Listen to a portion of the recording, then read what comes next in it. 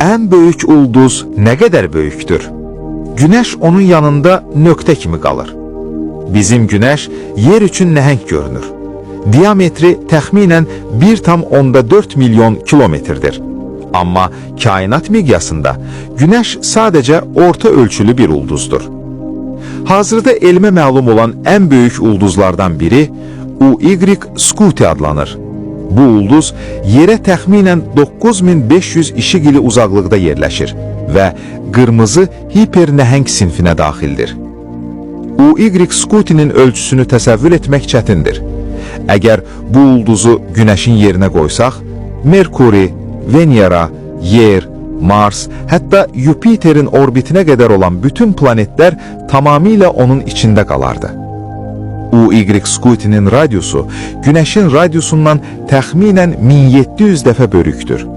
Həcmi isə Güneşdən milyardlarla dəfə artıqdır. Güneş bu ulduzun yanında sözün əsl mənasında toz zərrəsi kimi görünərdi. Bəs bu cür ulduzlar niyə bu qədər böyük olur? Bu tip ulduzlar həyatlarının son mərhələsində olur. Ulduzun mərkəzində hidrogen yanacağı azalır, daxildəki tarazlıq pozulur və ulduz şişməyə başlayır. Xarici qatlar genişlənir, amma daxili hissə getdikcə qeyri-sabit olur. Ən maraqlı tərəfi isə budur.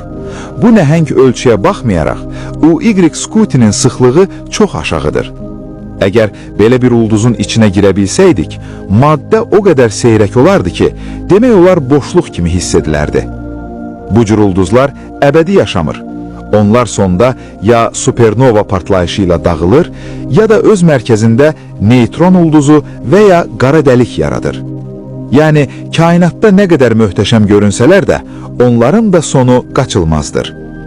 Kainat bizə göstərir ki, bizim nəhəng sandığımız Güneş belə, əslində çox daha böyük sirlərin yanında sadəcə kiçik bir işıq nöqtəsidir.